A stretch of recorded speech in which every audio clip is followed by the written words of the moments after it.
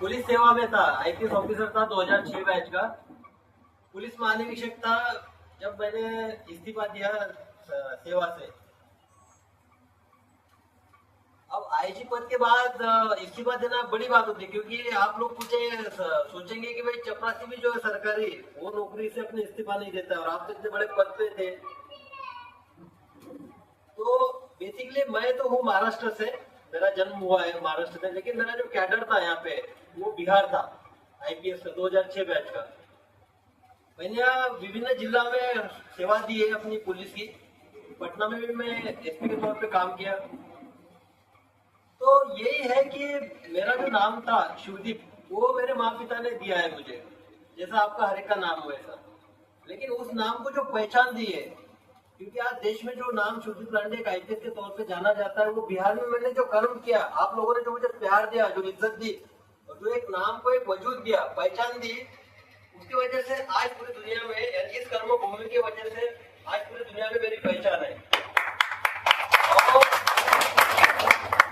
अगर अब ये होता था कि इसके बाद आईजी के बाद में आगे का प्रमोशन होता था मेरा, बाद में आगे और मैं दिल्ली जाता था, सीबीआई, आईबी, जो डिफरेंट एजेंसीज है, सीआरपीएफ, सीआईएसएफ, बड़े बड़े पदों पे जाके अपना जिंदगी आराम से जी के बाद में रिटायर हो सकता था। लेकिन मुझे लगा कि बिहार की जो दशा और दिशा है, वो आने वाले 10-20 साल में बदलने वाली नहीं है।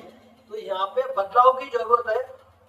और वो बदलाव आएगा कहाँ से? तो बदलाव आप ही लोगों में से आएगा। आप ही लोगों में से जब युवा खड़े हो जाएंगे, जैसा कि अभी मैडम तीसरी बार मुखिया, इसका मतलब है कि इन्होंने अच्छा काम किया है। ये अपने आप में प्रूव करता है कि तीसरी बार मुखिया होना कितना डिफिकल्ट है। क्योंकि आप देखिएगा, अभी जब लास्ट मुखिया के चुनाव हुए, उसमें 70% यानी 70% मुखिया जो पूर्व में मुखिया थे वो हार गए, यानी 70% जो मुखिया थे नए आए इस बार। तो इसका मतलब लोगों ने उनको ठुकरा, से 30% लोगों को अपने साथ उन्होंने दोबारा मौका दिया, और मैडम को तो तिबारा मौका दिया, क्योंकि मैडम आपके लिए कुछ करती है। उसी तरह मुझे लगा कि मैं ऐसे युवाओं के खोज में हूँ कि जो बिहार की दशा और दिशा के बारे में सोचे और आगे चल के कुछ बढ़े। क्योंकि और दशा और दिशा जो है बिहार की, जो स्थिति है, वो बदल कौन सकता है? तो आप ही लोग बदल सकते हो। तो बदलोगे कैसे? आप कुछ भी कर लीजिए। देखिए, ये जो बदलाव की प्रक्रिया, ये जनप्रतिनिधियों से होती है। अब मैडम जो है मुखिया लेवल पे, गांव लेवल पे, पंचायत लेवल पे अच्छा काम कर रही है। उसी तरह अगर जो जनप्रतिनिधि है वो विधानसभा में अच्छा जाएगा, वो अच्छा उस आवाज उठाएगा, आपके एरिया की समस्या वहां बताएगा, वहां से जो सरकारी फंड होता है वो लाएगा, तो वो अच्छा काम कर सकता है। तो होता क्या है यहाँ पे, आप देखिएगा, युवा है ही नहीं। 1.5 से 2% युवा है विधानसभा में, यानी 5-6 लोग होंगे जो कि युवा अपने आप को कहते हैं कि वो विधायक है।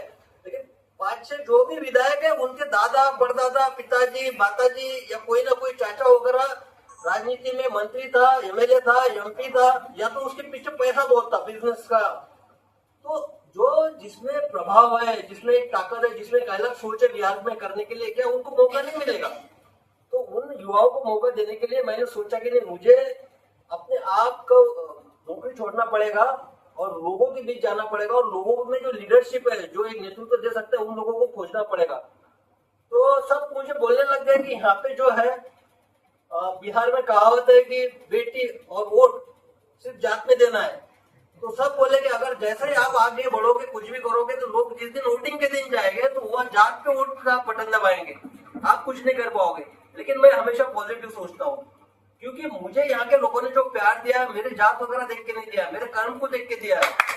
तो मुझे लगता है कि अच्छे कर्म है, निस्वार्थ कर्म वाले अगर यंग लड़के आएंगे, नई पीढ़ी यहाँ पे आएगी, तो बदलाव होगा, लोग भी उसको एक्सेप्ट करेंगे, और बिहार की दशा और दिशा बदलने में वो उसकी मदद होगी। तो बस यही है कि मुझे इस माटी का जो मेरे ऊपर कर्ज है, क्योंकि आप लोगों ने मुझे नाम दिया है, तो मैं ऐसा फरामोश होके बिहार से नहीं जा सकता हूँ। मुझे यहाँ पे एक जनरेशन तैयार करनी है लीडरशिप की, जो कि आगे आने वाले समय में बिहार की राजनीति को संभाले, बिहार के विकास को संभाले, बिहार की जो प्रोजेक्ट है उसको संभाले, एक नई दिशा दे।